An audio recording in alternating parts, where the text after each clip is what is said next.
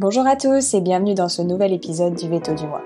Chez Vet Masterclass, nous avons à cœur de vous accompagner dans votre quotidien de vétérinaire, mais aussi de manager ou simplement de vous faire découvrir de nouvelles inspirations. Le Veto du mois est pour nous un moment partagé avec des vétérinaires emblématiques de la profession. Un moment pour essayer de décrypter ensemble le parcours d'un invité, sa vision de la profession, des anecdotes, des conseils ou encore des difficultés rencontrées. Bref, partagez le temps d'une interview, l'expérience de vétérinaires inspirants, des rencontres conviviales, comme si nous étions dans votre salon au coin du feu. Aujourd'hui, nous traversons l'Atlantique pour aller à la rencontre d'un des vétérinaires français emblématiques dans le suivi des chevaux de sport. Ancien vétérinaire de l'équipe de France, Philippe Benoît se livre à nous. On vous laisse découvrir son parcours passionnant, en commençant par le petit Philippe parisien jusqu'à sa pratique actuelle aux États-Unis, tout en passant par les bréviaires ou encore une de ses nombreuses passions pour la nutrition. Être un grand enthousiaste dans la vie, serait-ce un des secrets de son succès ?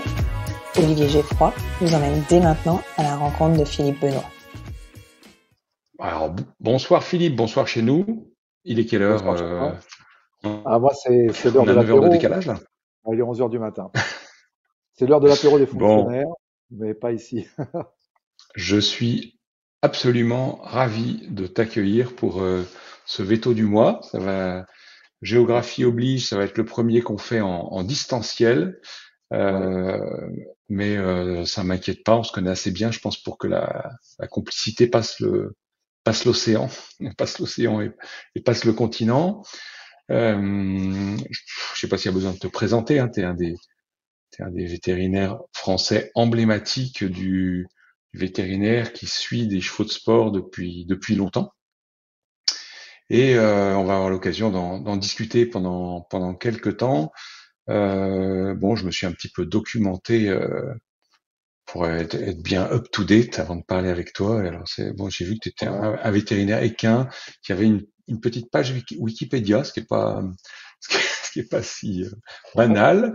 Et dedans, on apprend que tu as été vétérinaire de l'équipe de France, en plus d'être cavalier d'endurance et champion du monde. Je pense qu'il y a eu un petit mélange de Philippe Benoît. un petit mélange. Ouais. Bon, Donc tu me rassures, t'as pas une vie cachée, tu n'es pas champion du monde d'endurance. il y a toujours des gens qui pensent que j'ai une vie cachée, ça devient pénible. Je ne suis pas champion d'endurance, ni à pied ni à cheval. C'est pas ma spécialité. Non. Mais pour le reste, j'ai vu qu'il y avait même une date d'anniversaire qui, à un jour près, était la bonne. Je me demande si j'ai vraiment un jumeau quelque part sur la planète. Mais il y a eu un Philippe Benoît, effectivement, cavalier d'endurance, qui était. Je me demande s'il était vétérinaire à 16 heures d'ailleurs. Mais bon, il y a un homonyme. Il y en a d'ailleurs pas mal des Philippe Benoît. Bon, écoute, je pense que j'ai bien, j'ai bien celui qui m'intéresse ce soir. Tu as toujours, on se connaît maintenant depuis longtemps, je t'ai toujours vu très enthousiaste de ton métier. C'est quoi ta philosophie? Alors, je suis de nature très optimiste. Quelquefois trop, ça peut déranger parce que je vois toujours les choses d'un bon côté. J'ai toujours envie d'aller de l'avant. J'ai toujours envie d'apprendre. Je me réveille le matin en général de très bonne humeur. Je crois que les seules choses qui m'ont mis de mauvaise humeur, c'était surtout quand j'ai eu des problèmes de dos, que je pouvais moins travailler ou que j'avais effectivement été cloué avec de la douleur. La douleur, ça rend pas de bonne humeur. Mais cet enthousiasme, c'est aussi lié à ton entourage que tu crées. Tu sais, si tu as, je pense, une famille compréhensive, des collaborateurs qui sont sympathiques et qui te poussent à être un peu plus actif et t'emmènent un petit peu dans tes envies et tes projets. Mais ça se cultive. En même temps, je crois qu'on est comme ça ou on n'est pas comme ça. Je parle né, N-A-I-T, E-E-S-T, mais ça, c'est quelque chose qui est vraiment intrinsèque et qui a aussi, je pense, permis de passer pas mal de caps de vie qui sont pas toujours simples quand on est vétérinaire équin, et tout le monde le sait quand à l'écoute, aussi bien sur le plan professionnel que familial. Et ça aide à garder un petit peu la foi dans tout ce qu'on fait, mais pas que dans le boulot, hein. Et donc cet enthousiasme, il faut arriver à le partager. Mais ça peut déranger, je sais, parce qu'il y a des clients que ça surprend, il y a des gens de la famille que ça surprend. Mais je pense que c'est vraiment quelque chose que tu as en toi ou que tu as pas. Et alors, quand on est un optimiste, enthousiaste du travail, est-ce que c'est facile à partager en famille? Ah, justement, c'est pas toujours simple parce que on a, on raisonne beaucoup, on en parle beaucoup avec mon épouse de l'énergie qui t'emmène dans une direction. Et cette énergie, si elle est trop orientée travail, c'est-à-dire que si ton feed d'énergie, si ce qui te nourrit cette énergie est uniquement au travail, c'est pas bon pour la vie privée. Et c'est tout le problème qu'on a, c'est que je connais plein de confrères qui se lèvent le matin, ils sont ravis d'aller bosser, de mettre leurs chaussures, de démarrer tôt le matin, parce que quand même, quels sont les métiers où tu peux te lever au milieu de la nuit pour aller faire une urgence, le lendemain te réveiller quand même à 5 ou 6 heures pour aller prendre 2 heures de route et aller voir des chevaux, trouver l'énergie pour repartir le soir, il y a quand même quelque chose qui doit nous diriger dans cette direction, et ça peut effectivement déranger, comme je l'ai dit. Donc il faut qu'au niveau privé, on trouve des énergies similaires. Ça rejoint, je pense, beaucoup les thèmes de votre masterclass qui me plaisent énormément, où il faut arriver à avoir une énergie similaire dans notre vie de tous les jours et pas que dans le travail. Au début, c'est compréhensible quand on a 27, 28 ans, qu'on sort de l'école veto, qu'on part à fond dans son projet professionnel, mais ça peut être dur pour son entourage. Donc il faut avoir la même énergie ou trouver les mêmes énergies dans des activités sportives, artistiques, et il y en a plein qui sont disponibles pour nous, mais il faut aussi y consacrer le temps. Et c'est une discipline finalement. Donc ces temps-ci, je me suis mis à mettre de l'énergie, d'en trouver du temps avec faire des randonnées avec mon épouse ou mon petit dernier. Je fais du tennis toutes les semaines, donc je prends une leçon exprès pour être sûr que c'est discipline, parce que sinon, si c'est pas discipliné, on n'y arrive pas. Un peu de gym tous les jours, ça c'est important aussi, surtout avec j'ai été opéré 2 fois du dos, donc il faut aussi passer ce cap-là. Donc une discipline parallèle et qui au bout d'un moment devient plus une discipline, parce que si je dis discipline, ça veut dire que c'est quelque chose qui est un peu contre ma volonté. Et il ne faut pas que ce soit contre ta volonté. Donc tu trouves un moyen pour t'intégrer dans ta vie privée et dans ta vie sociale, quelque chose de différent que juste le boulot. Et j'ai très peu d'amis, ou disons très peu de relations sociales avec mes clients. Et ça, c'est aussi quelque chose de capital, je pense, mais depuis le début. J'ai toujours eu 2, 3 clients que j'aime bien, avec qui on a des bonnes relations, mais ou des amis qui sont dans le milieu, mais que j'ai eu ou pas comme client après, c'était pas le problème. Et j'ai toujours essayé de dissocier très fortement cette partie-là. Et ça, c'est, je pense, aussi très important, parce que sinon on rentre dans un système où on est tout le temps sollicité. Hein, il y a toujours les bonnes blagues du gars qui est dermatologue et qui va en sortie et qu'à chaque fois les gens leur montrent là, ah, regarde, j'ai une pustule là, machin, qu'est-ce que t'en penses? C'est pas du tout le truc. Non, ici, c'est vraiment important. Et on peut très rapidement se faire submerger. Surtout si on a cet enthousiasme. Hein. Alors, si on repart du départ, si j'ai bonne mémoire, tu es parisien. Il était Oui. comment ce petit garçon parisien? Comment tu le Ah, décrirais? Le petit Philippe. le petit Philippe parisien, il allait à l'école près de Montparnasse. Il était très motivé pour aller faire du cheval toutes les semaines. Donc je prenais le train à la gare Montparnasse, je partais dans les Yvelines, je prenais ma mobilette, je roulais une demi-heure, qu'il pleuve, qu'il neige, pour aller monter un cheval qu'on avait dans les Yvelines à l'époque, près de Feucherolles. C'est mon père qui m'avait un petit peu initié à ça. On voulait faire un sport père et fils, c'était très sympa. Après, mon père a freiné pour des raisons plus de santé au général, disons aussi de pas vouloir tomber régulièrement et se faire mal. C'était quand j'avais plutôt dans les 25 ans, donc j'étais encore à l'école veto. Après, le Parisien est devenu un étudiant de l'école d'Alfort, donc je suis resté parisien. Et c'était plus facile, j'avais un appartement à Paris dans le même site que mes parents, on va dire. Et j'ai enchaîné je montais à la Cheva, donc à l'école veto, et j'avais mon cheval à l'époque qui était juste à côté, donc je faisais un petit peu les deux allers-retours. Le monter à cheval m'a permis de passer aussi ces moments d'enthousiasme et les compétitions le week-end. Je sortais, mais pas trop. Donc, c'était un peu mon truc de partir. Il m'arrivait de mettre le vent derrière la voiture et de voir mes copains rentrer de boîte. Ça faisait drôle. Mais bon, quelquefois, je faisais la boîte et j'attelais le vent juste derrière. C'était pas toujours simple pour la première épreuve de la journée. Quelques erreurs de parcours comme ça, hein, mais ça arrive. Voilà. Mais c'était un peu ça ma vie de Parisien. Et je sortais pas beaucoup, je n'avais pas trop d'activité, je jouais de la musique. Et ça me permettait, encore une fois, d'avoir une activité parallèle. Parce que si cet enthousiasme et cette envie de monter à cheval, après, s'est transformé professionnellement dans le même optimisme et enthousiasme dans le métier de vétérinaire équin, il fallait effectivement que j'aie déjà, à l'époque, d'autres trucs à côté. Parce que la passion était un petit peu dévorante. Donc toi, clairement, le métier de veto, c'est le cheval, c'est venu par le cheval. Ah oui, oui, oui. C'est même au point que quand on me présente un autre animal, je me sens terriblement incompétent. Et quelquefois, ma femme me dit toujours si, quand même, parce que bon, c'est le vétérinaire aussi, quand je vois les chiens qu'on a à la maison et qu'il y a un petit souci, bon, je suis quand même pas très au point, mais non, c'était vraiment les chevaux. Je suis Et tu as parti quand même là-dedans. tu es globalement quelqu'un de très animalier ou tu es un monomaniaque du cheval? Je pense que je suis plus monomaniaque du cheval que animalier. Franchement, ça c'est quelque chose que je reconnais. J'adore les animaux, hein, attention. J'ai des chiens, mes enfants ont des chiens, des chats, et je suis ravi de les voir, de passer du temps avec, de les promener et tout. Mais je suis plus orienté, j'ai plus de communication naturelle avec le cheval, voilà.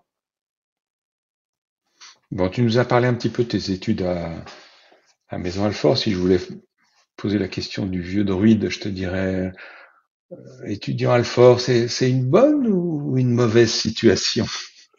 Aïe, aïe, aïe, aïe, aïe.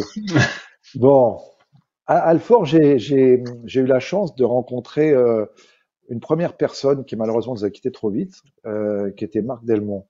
Et Marc Delmont était veto de l'équipe de France à l'époque, et j'étais en troisième année. Il allait s'associer avec Richard Cord à l'époque à Grosbois, donc ça remonte à quelques années. Et c'était vraiment un gars extraordinaire, enfin, un charisme incroyable, très drôle, très bon dans ce qu'il faisait, de ce que j'ai su après et avant dans sa carrière. Et donc Marc Delmont a marqué plusieurs confrères de l'époque. Il y avait Pierre Bismuth qui était à Grosbois régulièrement, bien sûr Richard Cord qui était très copain avec lui. C'était aussi l'époque de Jean-François Chary, Jean-Marc Dufossé. Et, euh, et puis c'était l'époque où Jean-François Chary d'ailleurs était directeur de l'école vétérinaire d'Alfort et chirurgien à la même école. Et donc Marc Delmont avait envie de récupérer un peu les jeunes passionnés de médecine vétérinaire équine pour s'entourer et puis faire un format d'éducation équine à l'époque où la spécialisation a démarré. C'est-à-dire la fameuse fin de quatrième année pour nous et qui est devenue la cinquième année pour les nouveaux confrères. Et, et c'était un type, vraiment, on avait envie d'être avec lui, quoi. Il avait un charisme extraordinaire. Donc, j'ai passé beaucoup de temps avec lui de la fin de troisième année jusqu'à la fin de quatrième année. Malheureusement, c'était la fin de quatrième année, c'était à l'époque des Jeux Olympiques de Séoul en 88. Et le pauvre Marc s'est tué en voiture sur la route de Fontainebleau en allant à la quarantaine. Et c'est Olivier Lepage au pied levé qui est allé aux Jeux Olympiques de Séoul pour le CSO. Il était déjà pour le complet, mais il s'occupait du CSO en même temps. Donc il y a eu ça a été un premier drame. En même temps, c'est ce qui a marqué, j'allais dire, la fin de mes études à Maison Alfort. Un drame qui a caché, on va dire, une joie, c'était que Marc Delmont m'avait dit il faut absolument que je te présente un gars super, un maréchal Ferrand. Il s'appelle Jean-Louis Brochet, qui forcément, pour beaucoup d'entre nous de notre génération, a été aussi quelqu'un de très très charismatique. Et Jean-Louis, je le connaissais parce qu'à l'époque, il s'occupait de mes chevaux et il les ferrait. Donc c'était super de le retrouver à l'école vétérinaire. Et il a été franchement un de mes mentors parce que c'est quelqu'un qui m'a appris à regarder le cheval différemment. Lui, il disait toujours, je regarde d'abord les pieds, ensuite le reste du cheval. Il avait tendance à dire que les vétérinaires regardaient surtout la tête, le dos, et puis après ils redescendaient. Enfin, chacun avait sa façon de voir l'animal. Mais Jean-Louis, au-delà d'être énormément drôle, énormément empathique, passionné, m'a apporté énormément sur le plan personnel et professionnel. Et bon, il nous a quittés aussi un peu trop tôt. Et dans la même Je me foulée, on souviens avait Jean-Marie. de, Oui, vas-y. je me souviens de Jean-Louis qui disait, mais quand tu examines un cheval, imagine que tu as des yeux au bout des doigts. Exactement. Et c'est ce qu'il avait, lui, hein. Il était capable de trouver Ouais. un abcès sur un pied en palpant le pied. Les gens croient à peine ce que je dis parce que c'est vrai qu'il fallait le voir pour le croire. Mais c'était vraiment Mm. quelqu'un qui avait un sens clinique incroyable et palpatoire incroyable. Et ça énervait Jean-Marie au plus fort. On en parle très régulièrement parce que Jean-Marie est devenu un de ses grands amis aussi. Et, euh, et c'était le moment où Jean-Marie Denoy arrivait à l'école, pareil, pour reprendre la chaire d'anatomie et ensuite s'occuper de la partie équine de la clinique d'Alfort. Donc ça, c'était vraiment un moment incroyable pour nous tous de cette même génération. Et je dois dire que dans cette génération, il y avait beaucoup de confrères qui, dans ma promo, il y avait Claire Cicluna, Olivier Boulin, Philippe Eustache, enfin, il y en a plein d'autres que je pourrais peut-être pas tous citer, mais c'était une promo qui était très dynamique, la promo 89, et qui a été entourée et baignée par Jean-Marie, Marc Delmont pour ceux qui l'ont connu, Jean-Louis qui venait ferrer à l'école et qui s'occupait des cas orthopédiques là-bas. Donc on a passé vraiment des bons moments. Donc toi, oui, tu as fait un peu plus que croiser Jean-Marie, mais toi, t'es un petit peu resté. Sur on va dire sur les 4 ans d'études, est-ce que tu as eu un professeur qui t'a vraiment marqué, qui reste pour toi une figure un peu emblématique du professorat, surtout à l'époque, c'était quand même encore des mandarins un peu, hein, ces Ah oui, titulaires de oui. chaire. Ah, tout à fait, tout à fait. Le côté mandarinat, je l'ai connu fortement avec le professeur Voltaire en alimentation. Et comme j'avais eu envie de rester un peu plus parisien aussi parce qu'il y avait Marc à l'époque, comme je disais, qui malheureusement nous a quittés, mais aussi Jean-Marie, j'ai trouvé le moyen d'être proche de la clinique équine en me faisant embaucher comme assistant en alimentation parce que l'alimentation c'était aussi la physiologie à l'époque pour le sport et on était les premiers à avoir un tapis roulant pour les chevaux. Et donc, on avait ce tapis roulant qui était dans le hall des hôpitaux, donc c'était vraiment impressionnant. Je l'ai vu l'autre fois, je suis repassé exprès à l'Alfort, il est toujours là. Il est un petit peu malheureusement rouillé, mais on l'a utilisé fortement parce que le professeur Voltaire avait récupéré des fonds de diverses personnes pour faire fonctionner ce tapis, faire des études en physiologie sportive. Et du coup, ça m'a branché de rester dans la chaire d'alimentation pour cette raison. Donc, le professeur Voltaire a été l'un d'eux. Euh, Jean-Marie Paragon qui était avec lui, mais qui était, on va dire, le numéro 2 de la chaire à l'époque.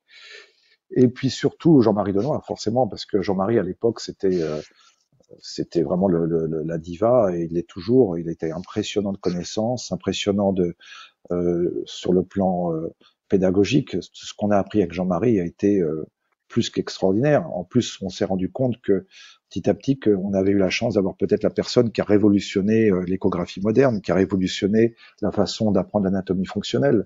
Et maintenant que Jean-Marie est devenu une star mondiale, l'avoir à l'époque disponible pour nous, on ne le savait pas peut-être, mais forcément, quand on était proche de lui, on sentait qu'on allait avoir quelque chose de fabuleux sur le plan pédagogique et professionnel. Mais des vétos m'ont raconté que quand il était parti au, à l'AIP présenter l'échographie des ménisques, à une époque où personne faisait d'échographie, même l'échographie tendineuse était balbutiante et que il y avait pas mal de vétos américains qui avaient dit viens, on va ça qui prétend qu'il va nous montrer des images de ménisques. Donc les gens étaient venus un peu goguenards et que quand ils avaient vu la présentation, les images et tout, ils avaient la mâchoire qui s'était décrochée en faisant Ah oui, oui. Ah oui, lui, il va nous apprendre quelque chose. J'ai pris le poste à Alfort. J'étais resté un peu proche de tout ce qui était travail pour les équipes veto, les équipes pardon, à la fédération par le biais d'Olivier Lepage. Et Olivier m'a proposé, pendant que j'étais à Alfort, de commencer à travailler un petit peu pour le complet et le CSO. Donc j'ai fait quelques allers-retours. Et pour répondre à ta question, pendant cette période-là, le professeur Voltaire m'a proposé d'être assistant enseignant. Donc j'ai fait une deuxième année et j'enseignais l'alimentation, la bromatologie, que j'ai gardé pas mal en mémoire, pour les premières années d'école. Et c'est pour ça que je me suis retrouvé d'ailleurs auteur avec Charles Barret de la reprise du Voltaire. C'est-à-dire le Voltaire qui était la Bible d'alimentation du cheval. Et quand Voltaire est décédé, son épouse est venue nous contacter pour proposer de reprendre l'édition qui a été publiée par France Agricole il y a 7 ans maintenant. Et ça, c'est une belle aventure aussi. Donc du coup, voilà, j'ai eu une partie académique qui a été faible. Après, ils m'ont proposé de faire un doctorat en physio sportif sur des poneys, et là, j'ai un peu craqué. Là, j'ai dit non, je vais partir en clientèle.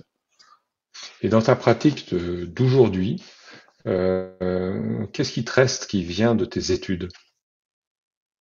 Curieusement, pas mal de choses. La plus grande part, c'est surtout avec l'alimentation et la physio sportive, parce que j'ai toujours vu chez mes confrères que l'alimentation et la physio sportive, avec tous les chiffres qu'on doit apprendre et certains, on va dire les voies métaboliques, c'est rébarbatif, quoi. Les gens aiment pas ça.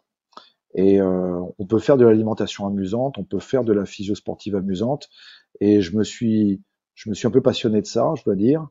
Et encore aujourd'hui, j'aime bien relire des articles d'Alim, j'aime bien retrouver un petit peu les dernières recherches scientifiques à ce propos. Et c'est vraiment quelque chose que j'ai gardé de mes études. L'anatomie, j'ai du mal. J'adore l'anatomie, mais j'avais du mal à retenir les choses, donc je la bachote encore aujourd'hui, régulièrement. J'adore le dernier bouquin de Jean-Marie à ce sujet-là, parce que j'ai toujours dans ma voiture et je feuillette les photos. Euh, mais chacun a son truc. Par exemple, euh, j'ai pas honte de dire que je suis nul en ophtalmo. J'ai jamais accroché et pourtant j'aime ça, mais je suis pas bon. La gynéco, j'ai dû apprendre sur le tas, un peu comme tout le monde, mais parce que je pense que c'est important d'avoir des notions de gynéco quand on suit des chevaux de sport, ne serait-ce que pour éliminer certaines sources de douleur chez les juments ou chez les étalons ou même les, les animaux castrés. Voilà, mais donc ce que j'ai vraiment retenu, ouais, c'est l'alimentation, la nutrition, la physio sportive. Ouais. Super. Et alors, sortant de cette expérience dans l'équipe Voltaire, on va dire, tu avais un plan de carrière. Qu'est-ce qui s'est passé entre ce moment-là et puis après veto d'équipe de France, installation bréviaire? Tu as déroulé un plan ou tu as surfé des vagues qui se présentaient, qui te paraissaient favorables? Ah, écoute, c'est une bonne question. Je crois qu'il y a des opportunités dans la vie qu'on arrive à choper. Il y en a une en particulier qui a été Olivier Lepage, hein, qui malheureusement après la mort de Marc Delmont avait du mal à trouver un confrère pour faire la partie CSO. Donc il m'a mis le pied à l'étrier, il m'a proposé de venir travailler avec lui en Normandie. Donc j'ai fait des allers-retours pendant que j'étais encore chez Voltaire toutes les semaines. Et puis, je me suis occupé de quelques concours de complet. J'étais à Burghley, j'étais à Badminton. Après, je suis allé directement à la Coupe du Monde à Delmar. C'est curieux parce que c'était en 92 et 30 ans plus tard, je me retrouve en Californie à côté de cette Coupe du Monde qui était un peu originale à l'époque. Il y avait pratiquement eu jamais de Coupe du Monde à l'extérieur de l'Europe. Et, euh, et après ça, en gros, comme c'était un peu du dépannage et que ça s'est pas mal passé, il m'a proposé de rester et d'être lié, on va dire, à son activité. Donc en fait, Olivier m'a mis le pied à l'étrier. En même temps, il m'a utilisé un peu comme collaborateur et moi j'ai eu Olivier comme, on va dire, deuxième mentor à l'époque pour la partie aussi bien technique que surtout psychologique.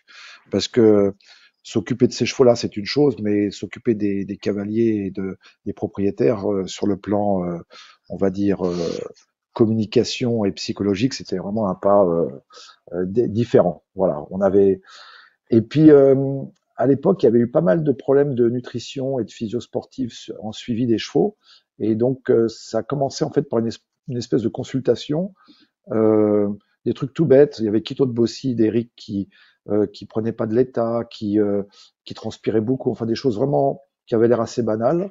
Et puis bon, sans rentrer dans le technique, le cheval avait une ration très riche en protéines parce qu'il était toujours à la saillie. Eric trouvait que le cheval n'avait pas d'endurance, donc on a commencé à utiliser les matières grasses dans la nutrition des chevaux de sport. On a vu que ça fonctionnait très bien. Amine, il faut se rappeler que c'était une époque où on avait des bases scientifiques, mais on utilisait très peu sur le haut niveau. Et donc, quand on l'appliquait au haut niveau et qu'on voyait des résultats, c'était quasi immédiat, parce que l'alimentation, quand on fait des grosses erreurs, ben, ça met un peu de temps à se montrer, c'est empoisonnant, comme je dis toujours. Par contre, quand on résout le problème, c'est très efficace, et en l'espace de 3 4 semaines, on voit des résultats dans le bon sens. Et ça m'a permis de rentrer un peu plus dans l'équipe à ce moment-là, et j'étais super bien accueilli. D'ailleurs, Eric est resté un client depuis et puis un ami, hein, puisqu'il est même venu avec moi aux États-Unis. On a été mandaté en même temps par le client à l'époque, mais c'est intéressant parce que c'est des chances de vie qu'on prend. Il faut les travailler ces chances-là, bien sûr. Hein, c'est pas de la fatalité, Et c'est un peu comme ça que j'ai fait la transition entre la partie Voltaire, Lepage, et ensuite j'ai trouvé une maison au Bréviaire. J'avais un autre gros client là-bas qui me faisait beaucoup travailler, Guy Jonquière d'Oriola, et j'ai décidé de voir m'installer dans la région. C'était plus simple. J'étais près de Paris, j'avais encore beaucoup de familles sur Paris. Ça me plaisait d'être pas loin de Paris, voilà. Mais je suis pas citadin dans l'âme, donc ça correspondait bien. Moi, j'étais pas paumé non plus, hein. Et pour la petite histoire, c'était rigolo parce que je travaillais beaucoup avec, j'avais des bonnes relations avec Jean-Marc Dufossé et Gérard Larcher qui avait quitté sa pratique. Et je me suis retrouvé finalement dans la même commune que Gérard Larcher, qui devenait cette même année président du Sénat. Donc c'est vraiment une époque Gérard Larcher, dont intéressante. Gérard Larcher, dont je ne sais pas si beaucoup de gens savent qu'il a été vétérinaire de l'équipe de France avant Marc Delmont, avant Gérard Larcher. Il a été vétérinaire de l'équipe de France dans les années jusqu'aux années 80, je crois, dans les années C'est ça. 70. Il a accompagné l'équipe de France à Montréal, qui était la dernière médaille d'or qu'ils avaient eue avant Rio. Donc ça fait quand même, c'était en 76, hein, donc c'est quand même une belle époque. Avant les Jeux de Il rotation de avait, Moscou, lui-même avait succédé à Pradier. tout Il y à avait fait. quand même eu des sacrées têtes dans ces Ah vétos oui. d'équipe de France. Il y avait Non, c'est intéressant quelque parce que chose. c'était quelque chose. À l'époque, il y a certains étaient salariés hein, de la fédération. Hmm. Donc c'était quand même particulier comme boulot. En fait, Olivier Lepage et moi, on a été la première génération de vétérinaires qui n'étaient pas salariés par la fédération. Donc il y avait un salaire et il y avait le boulot à côté de vétérinaire, hein. Chacun avait son activité, mais on a été les premiers contractés en fait par la Fédé. Je crois qu'il y avait un aspect légal qu'ils avaient un peu pas trop mesuré à l'époque, d'avoir un gars qui était salarié pour aller berlinguer les chevaux, ça faisait un peu bizarre. Mais bon. Et par contre, pour toi, pour être président du Sénat, le virage serait un peu tardif maintenant. Sans doute, sans doute. Je vais en parler à Gérard, je vais voir avec lui ce qu'il en pense. Et alors donc, finalement, tu t'es retrouvé aux manettes, on va dire, de la santé équipe de France dans des années où il y a eu quand même une grosse dynamique, une grosse ambiance avec Patrick Caron, beaucoup de résultats. Je pense que quel regard tu portes aujourd'hui sur ces années, Patrick Caron? Ah, c'était magnifique. On était sur un petit nuage. D'abord, on avait une équipe très soudée, qui était déjà, on va dire, un peu ancienne, parce que par hasard, je m'étais retrouvé à Stockholm pour travailler avec une boîte qui faisait des fers qui s'appelait Springtop à l'époque, des fers assez originaux en aluminium. Et j'avais rencontré Patrick et Eric déjà là-bas, un petit peu. Bon, je les connaissais de loin, mais sans plus. Et quand je me suis retrouvé avec Olivier Lepage à nouveau avec eux, on a passé un cap extraordinaire dans le sens où Patrick était très maniaque de tout ce qui pouvait apporter un petit pourcentage de résultats à l'équipe de France. Donc dès qu'on a pu mettre en place des programmes de la médecine longitudinale, du suivi longitudinal dans l'équipe, il a été tout de suite très adhérent au système et ça apportait des fruits immédiats qui ont été ensuite repris bien sûr par plein de confrères qui ont suivi après notre passage là-bas et dans une très bonne dynamique parce que la plupart aussi avaient déjà des vétos de terrain, on va dire, des vétos traitants, mais c'était une époque aussi où j'avais la chance que la plupart de ces membres d'équipe étaient des clients. Pas forcément constant parce qu'ils venaient de toute la France et je circulais pas dans toute la France, mais on avait un suivi vraiment de A à Z qui était super bien coordonné. Et puis, et avec Patrick, on s'asseyait quand même tous les mois pour discuter des sélections sur le plan physique. Et moi, je lui donnais juste un système de feu vert, orange, rouge, fonction de la santé des chevaux, sans rentrer dans le détail. Il voulait pas avoir de détails particuliers, il voulait pas s'impliquer là-dedans, mais ça permettait vraiment d'avoir une équipe qui était toujours solide. Je crois que la plupart des problèmes qu'on a eu et que beaucoup d'équipes ont aujourd'hui, c'est que s'il n'y a pas une confiance totale dans ce système-là, on a des chevaux qui arrivent dans les équipes ou dans les grosses échéances avec une santé qui peut être douteuse, et ça c'est pas facile du tout parce que on vous raconte des cracks aussi bien le cavalier que quelquefois le confrère malheureusement, mais c'est quelque chose qu'on a pu éviter à cette époque-là et on a récolté vraiment beaucoup de championnats à l'époque. Il y a pas grand-chose qui nous a échappé à l'époque comme résultat. Moi, j'ai suivi quelques chevaux qui ont fait partie de l'équipe de France à l'époque et je garde le souvenir de quelqu'un bon, qui pouvait être tatillon jusqu'à être emmerdant, mais de Oui, très méticuleux, précis, exigeant et qui lâchait jamais rien. tout à fait. Tout à fait. Non, mais si tu veux, les gens pensaient encore au facteur chance à l'époque. C'était quand même, on était un peu au Moyen Âge en termes de suivi sportif. Il faut quand même appeler les choses par leur nom. Il n'y avait pas de suivi nutritionnel, le suivi ferrure, c'était un peu au lait. On avait très peu d'informations. On a quand même mis en place les fiches techniques pour les chevaux de sport. On a mis en place les fiches de ferrure. On a mis en place le calendrier qu'on regarde à l'envers, que Jean-Maurice a très bien décrit et qu'il a repris avec encore plus de précision. Euh, Patrick a été un initiateur. De toute façon, Jean-Maurice était dans l'équipe à l'époque, hein. Il a été champion d'Europe, il a été, pardon, médaille de bronze au championnat d'Europe à Saint-Gall quand j'étais veto d'équipe. Et Jean-Maurice faisait partie de ces cavaliers qui, effectivement, avaient le potentiel d'être déjà dans ce système d'entraînement et de suivi, qu'il a très très bien mis en place avec Liv Van de Kebus et ensuite avec Jérôme Thévenot. Donc c'était déjà initié. Mais il fallait le continuer. Il fallait avoir des gens qui avaient envie de faire pareil. Euh, et Patrick l'a soutenu, l'a défendu, m'a donné les crédits pour le faire parce que il fallait être beaucoup plus souvent sur les concours qu'avant. C'était une époque peut-être délicate au niveau personnel parce que j'ai dû voyager beaucoup plus qu'avant. À l'époque, le veto d'équipe, il partait pratiquement 100 jours par an en déplacement. Donc les déplacements, c'était quand même c'était lourd sur le plan professionnel et privé. On abandonne sa clinique, on abandonne sa clientèle, et les clients, ils en ont rien à foutre que vous soyez veto d'équipe, hein. Ils attendent pas, ils ont besoin d'être. Les clients, on les perd quand on n'est pas disponible, on les perd pas parce qu'on n'est pas bon au départ. Alors bien sûr, si vous voyez 4 fois de suite pour le même problème, et vous dites on peut deviner qu'on n'est pas très fort sur le cas. Mais on perd nos clients parce qu'on n'est pas disponible. Il faut jamais oublier ça, jamais. Est-ce que tu aurais une anecdote qui te revient, qui caractérise un peu cette époque-là, que tu aurais envie de nous partager? Oula, il y a les, il y a des choses qu'on n'a pas envie de dire parce que c'est un peu secret.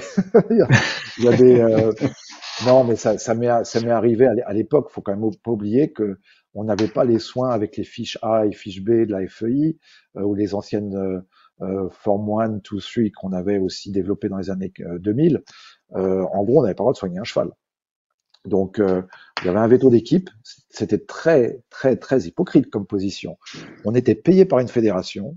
On débarquait dans une écurie. Il fallait que tout se passe bien. Il y avait des chevaux qui pouvaient être bancals et il fallait les mettre au mieux pour la visite veto quand ils avaient fait quelquefois un transport. Alors, la première anecdote qui me revient en tête, c'est finalement un petit peu mon madème du feu. C'est la fameuse arrivée à Delmar en 92. Donc, premier concours hors d'Europe. Je voyage avec les chevaux, on arrive en avion, on n'était que 2 vétos dans l'avion qui partaient de Francfort.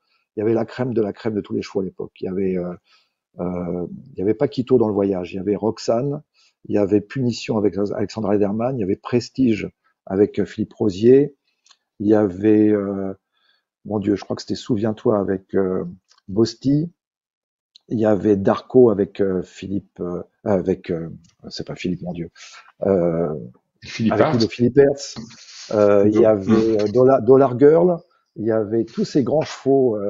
Enfin bon, c'était magnifique. Dans l'avion, il y avait vraiment les icônes du sport de saut d'obstacle. Et on arrive à Delmar en avion. Et en fait, ils avaient réussi à obtenir, par l'organisation du concours, d'atterrir sur la base de Miramar. La base de Miramar, c'est la base de Top Gun. Et c'était quelques années après le film. Donc, le Boeing 747 qui avait tous les chevaux dedans s'est fait escorter depuis le Grand Canyon jusqu'à l'atterrissage pour des raisons purement de sécurité par 2 F-16. Donc il y avait 2 F-16 de chaque côté du 747. On s'est posé à Miramar, la base de Top Gun. Les chevaux sont sortis des containers un par un et il y avait un cordon de militaires pour éviter que ça s'échappe ou qu'on aille faire des conneries, même pour nous d'ailleurs. Pas le droit de faire de photos ni rien. Et on est allé jusqu'à des camions qui ont été scellés avec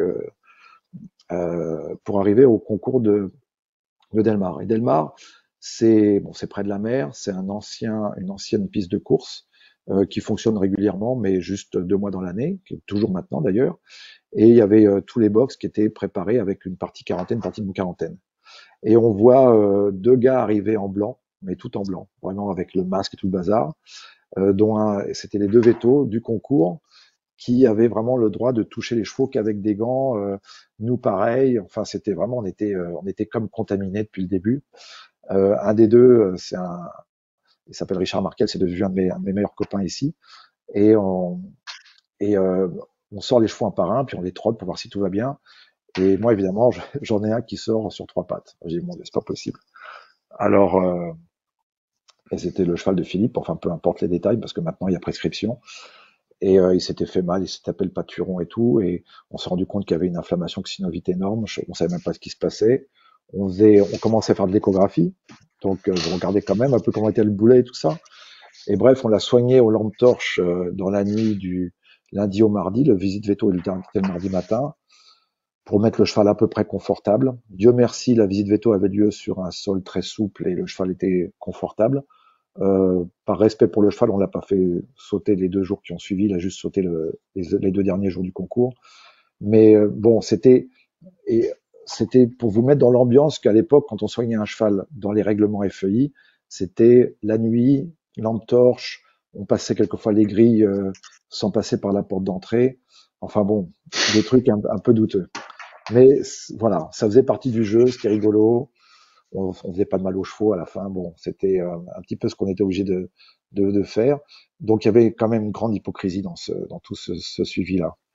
Parce que bon, encore une fois, on était censé arriver avec des chevaux en forme et qu'il n'y ait pas de problème, mais le moindre accident, une fois qu'on est à 12 000 km et que le cheval peut pas faire le concours, si c'était quelque chose qu'on pouvait, on va dire, arranger ou améliorer, pourquoi pas. Mais des anecdotes comme ça, bon, j'en ai un peu plus, mais après on va taire les noms. On va pas tourner non plus à la discussion d'anciens combattants.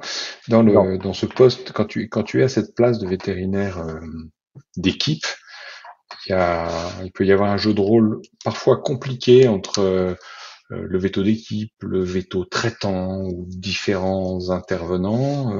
J'ai l'impression que tu t'en es toujours plutôt assez bien sorti de ce dialogue avec les confrères. C'était quoi ta ligne de conduite par rapport à ça? À ligne de conduite, je pense que c'était la franchise et la vérité immédiate. C'est-à-dire que dès qu'on faisait un soin, j'appelais toujours le confrère. Dès qu'on avait un doute sur un cheval, on en parlait tout de suite. Et je passais beaucoup de temps à faire mes rapports, beaucoup de temps à renvoyer l'ascenseur, beaucoup de temps à ne pas soigner ou ne pas faire quelque chose sur le cheval sans en avoir parlé avec le propriétaire et le vétérinaire. Euh, c'est, C'était quelque chose qui n'avait pas été fait trop dans on va dire, dans les normes dans le passé. On me l'avait fait comprendre et Patrick Caron m'a beaucoup aidé avec ça parce que bon, j'étais jeune, hein, j'avais 28 ans quand j'étais véto d'équipe, donc c'était un poste quand même qu'on pouvait envier, mais en même temps pas très enviable quand on devait gérer ces problèmes-là. Et donc j'ai joué la franchise, c'est-à-dire que il y avait même beaucoup de chevaux, même pour des étrangers d'ailleurs, quand on les suivait, on renvoyait l'ascenseur immédiatement au confrère et on expliquait ce qu'on avait trouvé. Après, le confrère fait ce qu'il veut, mais je pense que ça m'a aidé premièrement à être respecté par mes pairs dans le sens où ils savent très bien que si un cheval partait en concours, ben ils auraient l'ascenseur en retour. Moi, j'aurais la chance aussi d'avoir des nouvelles du cheval après. Et c'était important pour l'équipe parce que si j'avais pas de nouvelles et que le confrère trouvait que j'avais pas été correct avec lui, ben l'info, je comprends à la rigueur le confrère, il m'aurait pas renvoyé euh, l'anamnèse ou les récents problèmes du cheval, et ce qui aurait été franchement quelque chose qui, dans le temps, aurait empêché une équipe quelquefois d'aller au bout d'une épreuve. Et je pense que ça, c'est les confrères aujourd'hui qui ont travaillé avec moi, je les remercie de tout cœur parce que cette confiance qu'on a établie, ça a permis quelquefois de dire bon, écoute, non, le cheval n'est pas prêt, il faut que tu le saches. Je préfère te le dire entre toi et moi. Après, tu vois avec l'entraîneur ou tu vois avec le cavalier. Mais ça nous a permis des grosses erreurs et je pense que de ce fait, on a souvent eu des équipes qui étaient en grosse forme physique et technique en arrivant sur les grosses échéances. Donc la Et transparence. aujourd'hui, pour toi, aujourd'hui, quand tu regardes l'état des lieux santé autour des chevaux, il y a eu beaucoup de progrès, il y a eu que des progrès. Tu penses qu'aujourd'hui, les partitions sont bien jouées, on va dire, autour d'un cheval de haut niveau? C'est dur de juger ça, Olivier, mais la seule chose que je peux dire, c'est que je suis souvent en contact avec Jérôme, qui est vraiment resté un ami et confrère parce que Jérôme Thévenot, maintenant, qui s'occupe des chevaux d'équipe de France de CSO, et depuis d'ailleurs une dizaine d'années, après Liv. Euh, le, le, le, le problème majeur aujourd'hui que je pense que Jérôme peut avoir, c'est qu'il n'a pas tous ses chevaux comme clients. Et je pense qu'un veto d'équipe, il doit non pas être le veto traitant de tous ces chevaux-là, mais il devrait avoir le budget pour pouvoir les suivre à domicile plus souvent.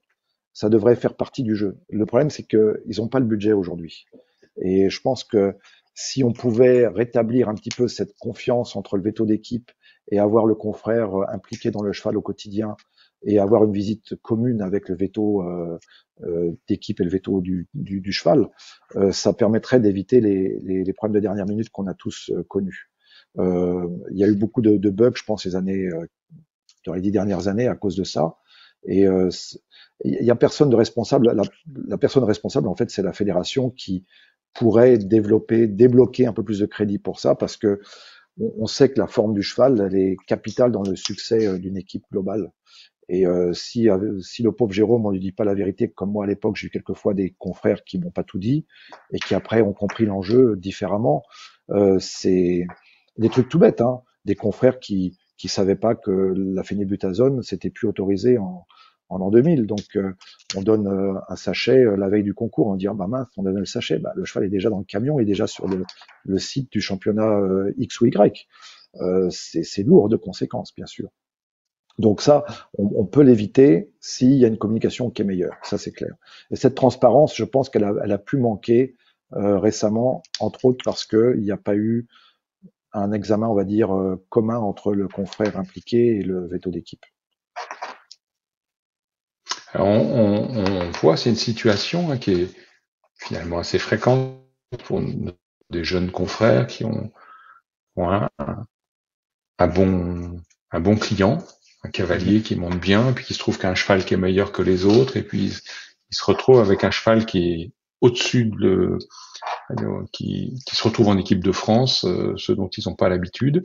C'est une source de stress, c'est aussi une source de satisfaction. Quel conseil tu leur donnerais à ces jeunes vétérinaires qui suivent ces chevaux-là? Le premier conseil que je leur donne, c'est que s'ils se sentent pas trop à l'aise avec tout d'un coup le très haut niveau, c'est de se mettre en contact justement avec le veto d'équipe ou avec un confrère en qui ils ont confiance pour le suivi.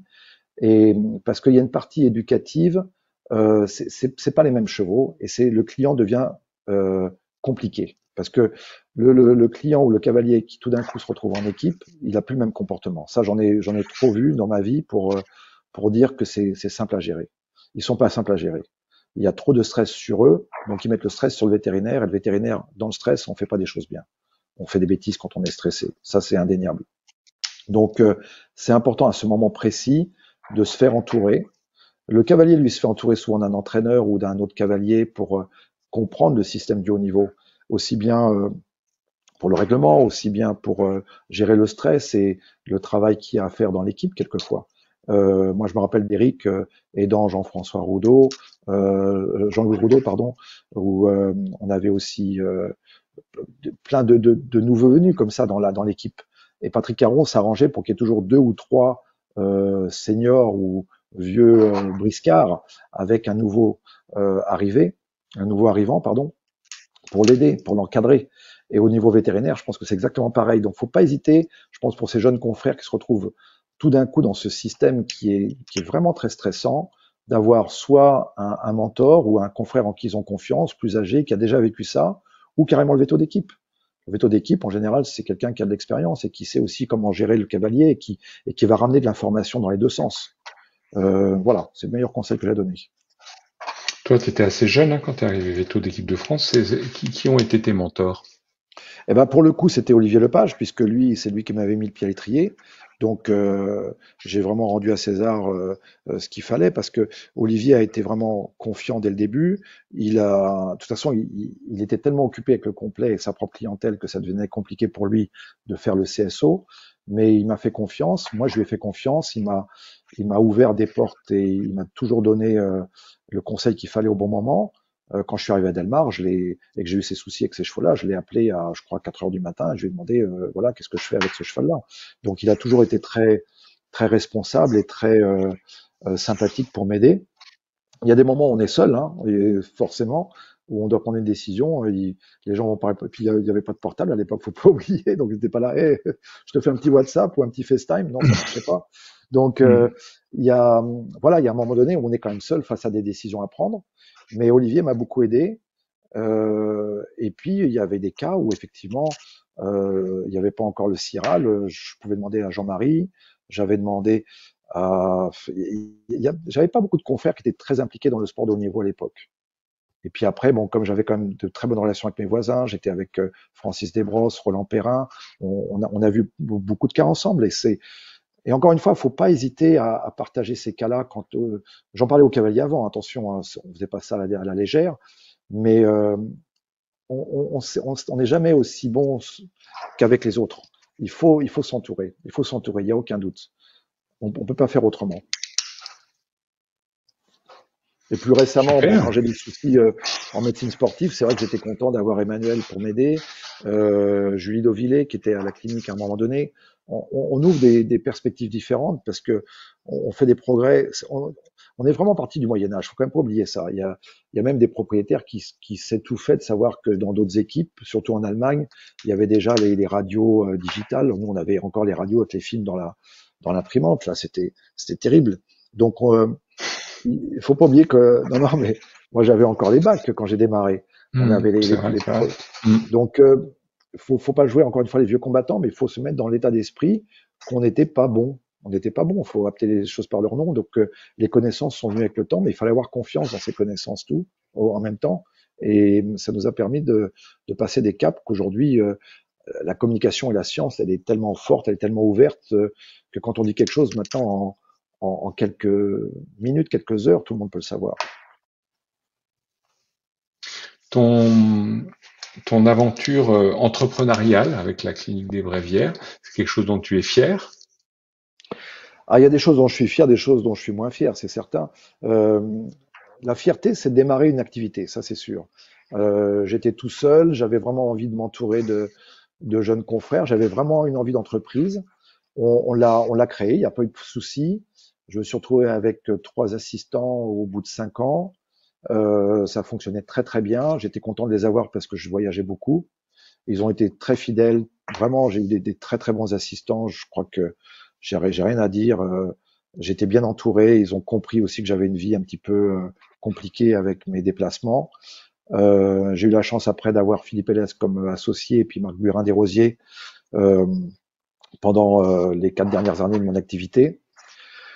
Ce qui est dur, c'est que l'entreprise, comme on le sait tous, c'est que on est vétérinaire, on s'entoure, et puis il faut former en même temps que récupérer les informations de chaque assistant le soir ou chaque semaine pour voir qu'il y a pas eu de bug, qu'il n'y a pas eu des questions qu'ils n'ont pas osé demander.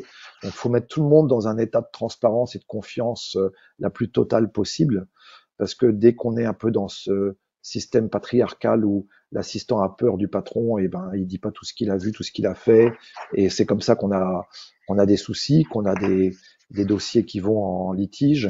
Donc j'en ai eu des cas bien sûr, hein, on est jamais à l'abri. Par contre, cette transparence et cette empathie, cet enthousiasme aussi qu'on communique à ses collaborateurs permet d'éviter les problèmes, mais ça prend énormément de temps. Je comprends que pour beaucoup d'entre nous, c'est pas facile d'avoir une vie privée, une clinique, des collaborateurs, gérer le personnel, gérer les impayés, les soucis du quotidien, la secrétaire qui vient pas au dernier moment parce qu'un de ses enfants est malade. On est toujours la personne qui va récupérer le bébé, c'est-à-dire quand on est patron. Donc quand on a son premier, son deuxième associé, ça change la donne, ça nous aide. Moi, je me rappelle que j'ai pris mes premiers 15 jours de vacances d'affilée au bout de 7 ans d'activité. Donc c'était lourd pour ma famille, ça c'est certain. Mais bon, il faut bien démarrer quelque part. Mais le conseil, c'est vrai qu'aujourd'hui, pour les jeunes confrères, il faut se regrouper, c'est obligatoire. Je dis pas que ces sociétés financières qui achètent les cliniques, ça va être le futur, mais ça peut nous aider à avoir une vie un peu moins compliquée. Ça peut nous aider à régler le problème des relations humaines. Ça peut nous permettre d'avoir des secrétariats plus dynamiques sans avoir à réinventer la roue à chaque fois. Donc, il faut les deux. Il faut les deux. Je pense qu'il y a un avenir où on aura des entreprises vétérinaires qui vont être effectivement regroupés sous une chapelle, un groupement économique, mais il y aura aussi peut-être un système de conciergerie, de clientèle un petit peu de haut niveau, avec des vétérinaires qui fonctionnent différemment, avec beaucoup plus de relations privées avec les clients. Ça va être un petit peu, je pense, l'horizon des années Quelque part, 2020, 2030. Quelque part, nous, on a vécu des années de grande liberté, mais qui coûtaient très cher sur le plan personnel. Cette liberté se payait très cher.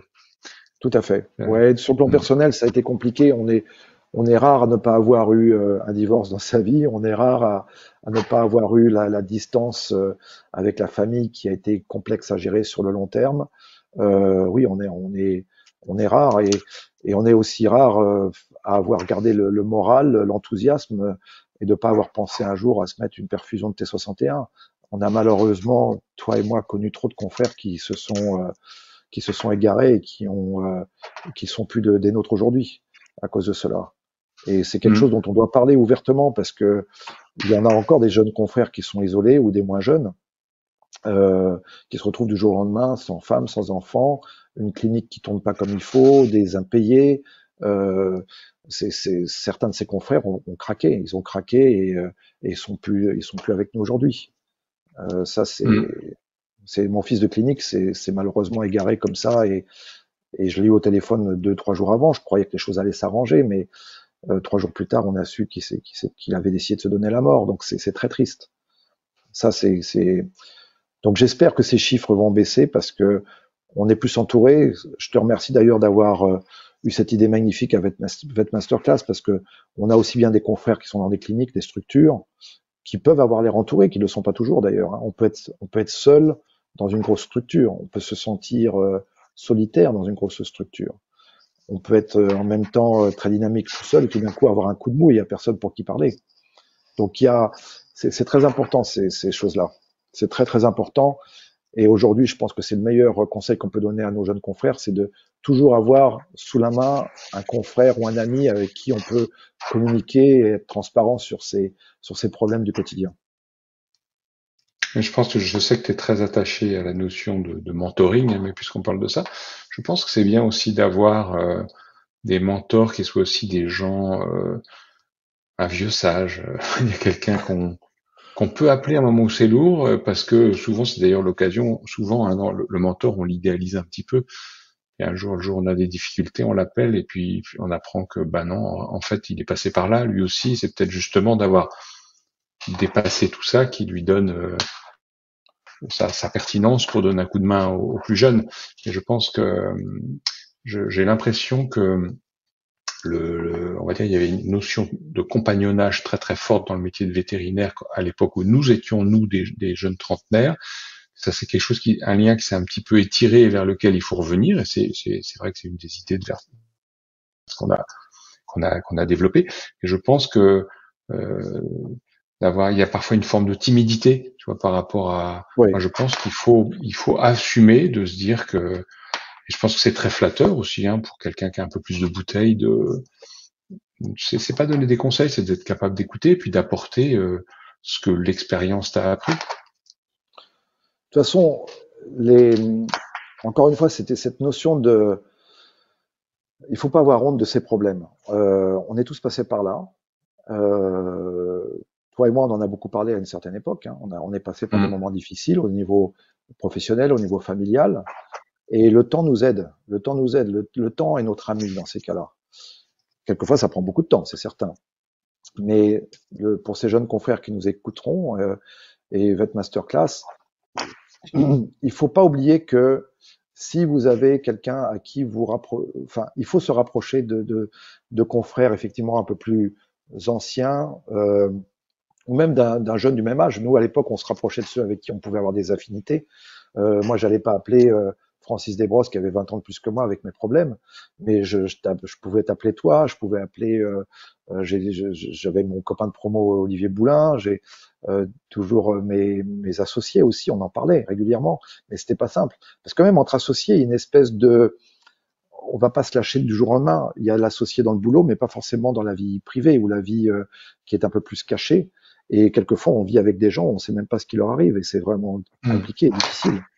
Et moi, j'avais quelquefois les femmes ou les partenaires de mes confrères qui m'appelaient avant que le confrère m'appelle, parce que elles étaient inquiètes pour eux, elles avaient raison. Donc, on avait d'abord une communication quelquefois avec un membre de la famille ou un autre confrère qui me dit, tiens, est-ce que tu peux pas parler à un tel parce que je vois que ça va pas. Et quand on a ces genres d'appels, il faut pas traîner, il faut appeler tout de suite, il faut garder la communication. Et on se rend compte que c'est une thérapie bilatérale parce que la personne qui a la même demande vous dit, tiens, bah, lui aussi, il a le même souci que moi. Quelque part, ça fait du bien avant de faire du mal. Et ça peut faire du mal avant de faire du bien. Mais c'est bon d'en parler. Et c'est vrai que je pense que, tu vois, ça fait partie des choses où ça commence à faire quelques années qu'on a commencé à échanger tous les deux sur votre masterclass, Ouais. sur ce projet, mais il y a cette notion aussi de moins ambitieuse, on va dire, que le mentoring, tout ça, qui est juste une notion de convivialité. Et je crois, parce que ce qui est fou, c'est qu'on a quand même des métiers qui sont des passions, et de voir autant de mal-être alors qu'on a choisi son métier, qu'on est passionné par son métier. Et je trouve que dans la convivialité, il y a aussi ce temps où on refait le monde, où on, on nourrit son imaginaire, on nourrit sa passion au travers de discussions à bâton rompu. Moi, j'ai des souvenirs de dîners qu'on a pu faire ensemble avec déjà une bonne bouteille, et puis où derrière, on est dans des discussions qui sont déconnectées des difficultés de la réalité, mais qui viennent nourrir quelque chose qui est du domaine du vécu professionnel, du projet professionnel, de ces choses-là, et qui est nourrir aussi notre imaginaire, notre envie de faire autre chose. Et je crois que c'est important. Alors c'est sûr que de temps en temps il y a l'urgence, et je pense que c'est bien aussi de garder ce lien, et que finalement on vit dans un monde où le travail est moins une valeur sûrement qu'à l'époque où on était jeune et petit, et que donc c'est plus difficile de parler de sa passion pour ou d'échanger qu'à d'autres époques en tout cas. Si tu C'est veux, comme ça que je le moi, ressens. je vois un rafraîchissement. Quand on parle avec, là, je fais un séminaire avec quelques confrères qui sont du même âge que moi ou quelquefois plus jeunes. Ça sera la semaine prochaine en Floride, mais il y a un rafraîchissement qui se fait. Tout le monde parle un peu de ses soucis en même temps qu'on parle de la partie technique. Donc, on va faire de la médecine vétérinaire, on va voir des cas ensemble, mais après, on va échanger sur la partie privée du boulot, la partie entrepreneuriale, justement le fait d'être racheté par des sociétés, le fait d'avoir des problèmes avec les relations humaines dans la clinique, parce qu'aujourd'hui, soit on a des hôpitaux avec 10, 15 vétérinaires, soit il y a des boîtes où le gars est tout seul avec juste un assistant pour faire sa journée, avec une voiture toute la journée. Donc, il faut relativiser un petit peu tout ça parce que le cadre a changé. Et au-delà du rafraîchissement, c'est encore une fois, comme on est dans un milieu où la communication est énorme, on vous fait des Zooms, on fait du WhatsApp, on fait du Messenger, ça n'arrête plus.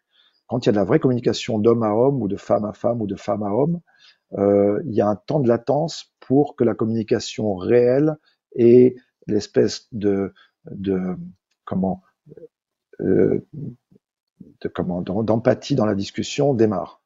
Quand je dis empathie, il y a à la fois de la transparence, il y a à la fois ne pas avoir honte des problèmes qu'on a et d'en parler ouvertement. Ça prend du temps, plus de temps qu'avant. Je pense qu'avant, on savait qu'il n'y avait pas trop le choix, on a pris un coup de fil, il faut que je te parle. Bon, puis hop, on parle et ça sort tout de suite. Maintenant, comme on est complètement dans un outil de communication complexe, trop diversifié, quand on parle tout d'un coup, personne à personne, il y a presque un temps de latence. Et le Covid n'a pas aidé. Le Covid n'a pas aidé. Avec le Zoom, moi je sais que c'est pas ma génération, le Zoom, c'est pas la génération, le WhatsApp, mais il y a un petit temps de latence. On le voit avec nos enfants, Olivier aussi, c'est pareil. Si on les voit une soirée pour un dîner, on va avoir les banalités, on va avoir les trucs rigolos. Quand on les voit 3-4 jours d'affilée, tout d'un coup, tiens, voilà, on peut parler de ça. On peut aller un peu gratter et voir les problèmes ou les choses heureuses de fond, Bien mais sûr. qu'on n'aborde jamais autrement. Et entre confrères, c'est pareil. Et je pense que le malaise, il est là, c'est que des gens sont malheureux et ils vont en parler que quand on a le temps de les voir sur de la durée et pas juste sur quelquefois une soirée ou une après-midi en conférence. D'où l'intérêt encore du VET Masterclass, où je sais que les confrères qui sont partis encore cette année m'ont dit, mon Dieu, quel bonheur de ce rafraîchissement, ce moment de discussion, de ce moment d'écoute, où on rentre chez soi, on a un nouveau boost, on repart, sur quelque chose de nouveau, en disant ça y est, c'est bon là, j'y crois. Mais l'heure s'avance, si on continue comme ça, il faudra qu'on fasse 2 interviews. Euh, on va, on va, Alors, parle-nous rapidement quand même de ta vie américaine. À la vie américaine, bon, elle a démarré parce que j'avais trop de soucis enfin de santé entre guillemets. J'avais quand même mon dos qui vraiment me laissait pas travailler les 8-10 chevaux, le rythme que j'avais à l'époque. Et puis j'allais déjà aux États-Unis tous les mois pendant une semaine. Et puis il y a un jour un client qui entraînait un autre client m'a fait signe, m'a dit écoute, si vraiment un jour tu veux venir en Californie et passer du temps, voilà, j'ai une famille qui est prête à mettre, on va dire, une partie de ton salaire sur la table pour que tu viennes une semaine par mois. Bon, une semaine par mois pour juste un client. Hein. Bon, je dis pourquoi pas, ça m'évitera des coups de fil en plus, ça m'évitera de voyager à l'intérieur des États-Unis, ça m'évitera, bon, pourquoi pas. Et puis c'est une époque un peu malheureuse dans la clinique où j'étais, où Marc Burin-Desrosiers a fait un burn-out, on va dire, et puis il a dû se séparer de nous.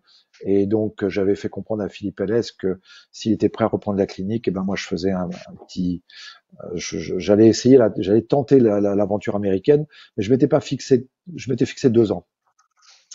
J'y suis là depuis 10 ans maintenant, donc je m'étais fixé 2 ans. En fait, j'ai expliqué à la famille que s'ils voulaient me garder, j'étais un petit peu, allez, arrogant, sans l'être, c'était pas mon genre d'être arrogant, mais la personne qui voulait absolument que je reste là-bas m'a dit, en gros, tu proposes vraiment ce que tu veux, et je leur ai dit, voilà, je voudrais gagner ce que je gagnais en France pour être sûr de rester, parce que sinon je reste pas. Bon, puis ils m'ont offert vraiment quelque chose d'intéressant qui fait que j'ai dit, ok, je fais le pas et je reste là-bas. J'ai une quinzaine de chevaux à suivre de haut niveau, donc des chevaux qui sont dans des grosses épreuves avec ce client-là. J'ai le droit de travailler à l'extérieur avec des confrères, parce que j'ai toujours pas ma licence et je pense que je la passerai jamais. Pour travailler aux États-Unis, il faut avoir le diplôme américain et ensuite la licence par État, pour ceux qui ne savent pas, et bien sûr l'immigration en ordre. Donc l'immigration, j'ai pas eu de souci, j'ai ma carte verte, mais pour bosser aux États-Unis, même avec un board, ça suffit pas.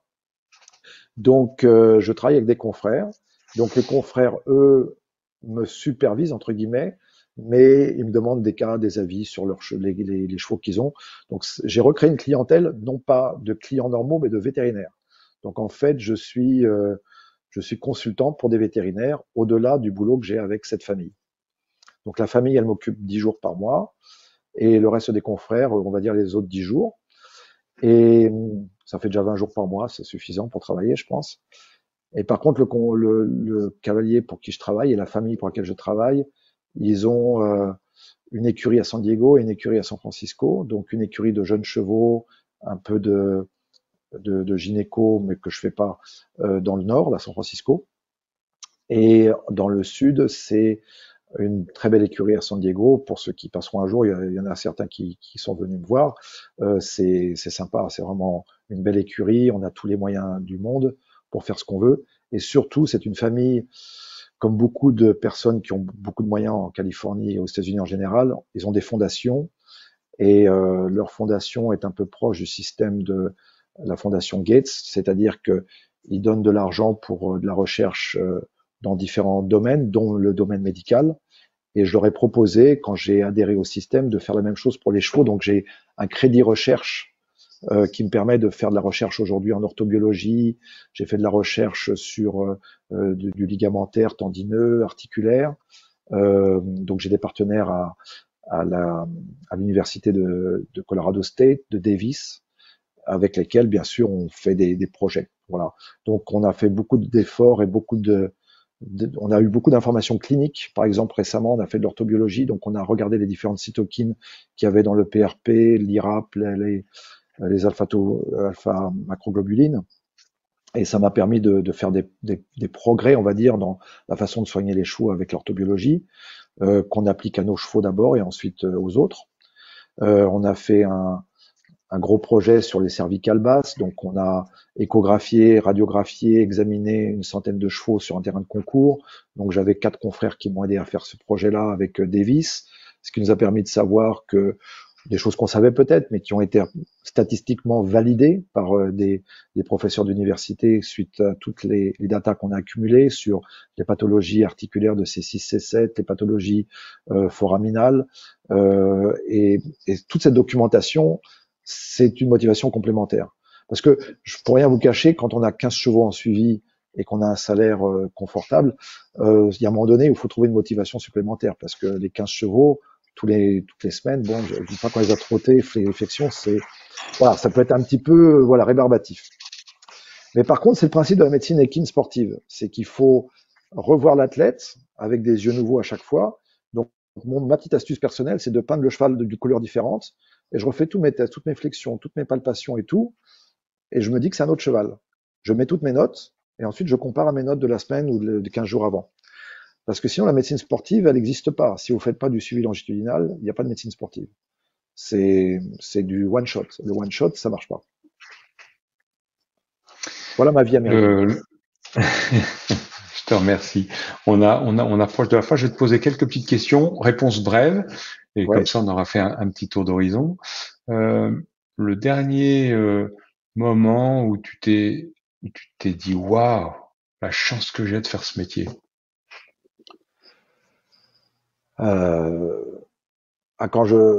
Là, je suis parti dans les cervicales avec les pathologies des foramen. On soigne un cheval qui a été vraiment malheureux, douloureux depuis 1 an, et le lendemain, le cheval secoue la tête, arrive à manger son foin au sol, monté par son client, son cavalier, pardon, complètement droit. Je trouve ça magnifique. C'est d'avoir été un système où on a appris, on a validé des techniques, ça marche, et on rend service au cheval, on rend service au client. D'abord au cheval, ensuite au client. Ça, c'est beau. Un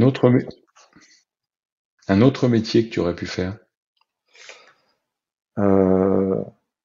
J'aurais bien aimé la médecine ou la pédiatrie. Pédiatrie dans le sens un peu pareil où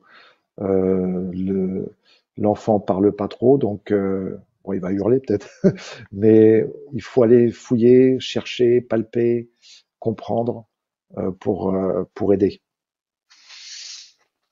Une clé pratique pour rester à la page. L'enthousiasme, se lever le matin et mettre ses chaussures et se dire je vais avoir une très belle journée encore. Et c'est une cascade après. On reste à la page parce qu'on a envie d'apprendre au quotidien, parce qu'on est déjà bien dans ses godasses dès le matin. Et du coup, je vais adhérer à des systèmes de listes avec le collège assez sympa parce qu'on a des listes de lecture d'articles dans le domaine qu'on aime. Donc ça, c'est bien et ça peut se partager. Donc un peu comme tu fais avec votre masterclass, ça donne un boost quotidien, oui. On va dire quelle qualité te paraîtrait être un bon passeport pour faire un bon veto sport, et à l'inverse, quel défaut te paraîtrait presque rédhibitoire? Alors, mon veto du sport, faut être patient. Comme ça, on comprend mieux aussi les gens avec qui on parle parce que c'est pas toujours simple. Parce que gérer le cheval, c'est une chose. C'est pas si compliqué, c'est ce qu'on aime faire. Gérer l'humain, de temps en temps, c'est pénible. Donc, faut être patient. Très patient. Et avec tout ça, il faut être bienveillant. La bienveillance est capitale dans plein de domaines de la vie au quotidien, aussi bien pour la famille que pour le travail qu'on a. Et le défaut numéro 1, ben, c'est exactement l'opposé, c'est le manque de bienveillance, ce qui finalement est un manque d'empathie pour le cheval et pour le client, et le manque de patience. Très bien. Quel conseil tu aurais envie de donner à un jeune vétérinaire qui débute dans le métier aujourd'hui? Il faut y croire et c'est pas toujours simple, parce que je crois qu'aujourd'hui, les gens abusent un peu de nous. La très bonne nouvelle, la très très bonne nouvelle pour tous ces jeunes confrères, c'est qu'on est moins nombreux qu'il y a 30 ans et on va l'être encore moins dans 20 ans. Donc, j'espère qu'on va gagner du respect qu'on a perdu. C'est de notre faute, de certains clients qui ont abusé de nous, qui nous ont rendu des vies difficiles. Moi, je vois les jeunes confrères aux États-Unis avec qui je travaille aussi un petit peu. Ils arrêtent le téléphone le vendredi soir et reprennent le lundi. Éventuellement, ils disent envoyez-moi un mail ou un texto et je répondrai si j'ai le temps et si c'est urgent.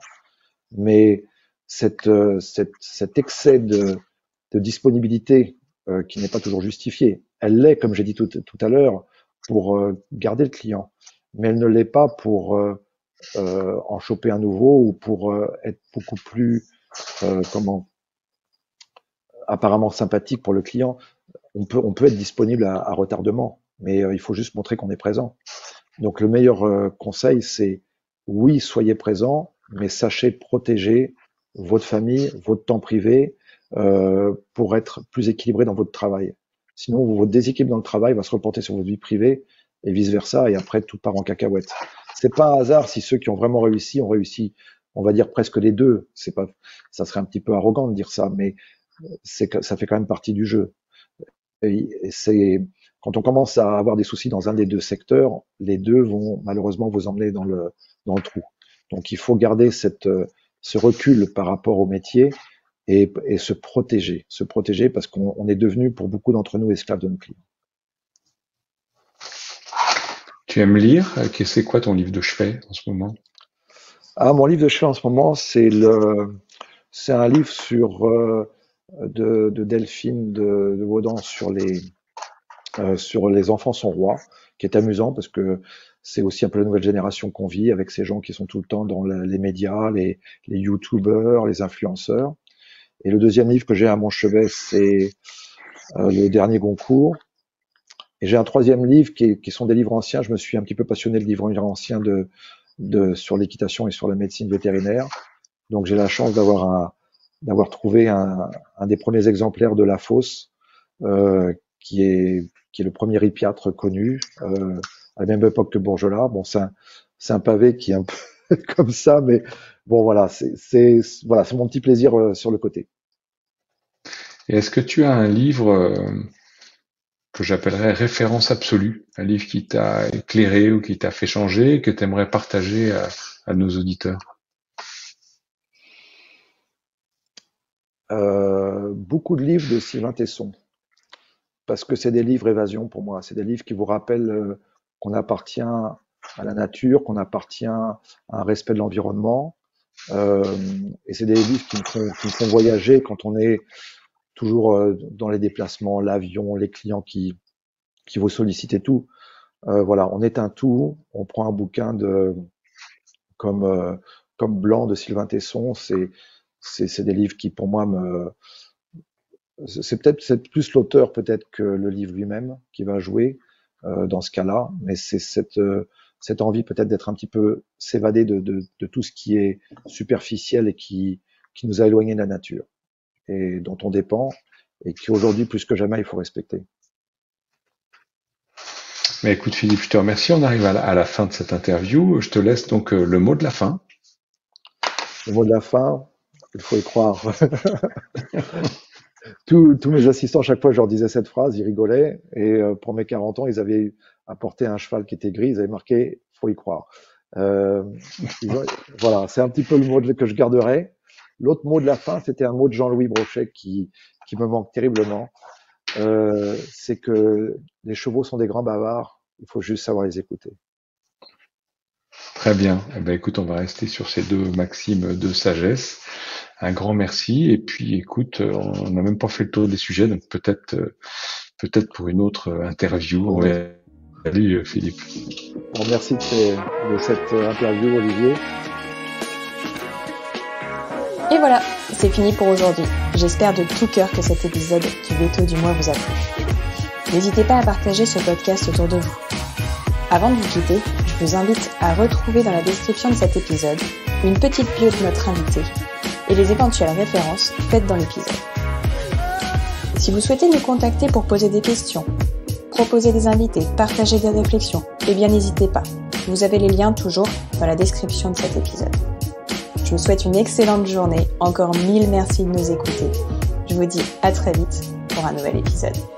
Et surtout, continuez à vivre votre métier avec passion.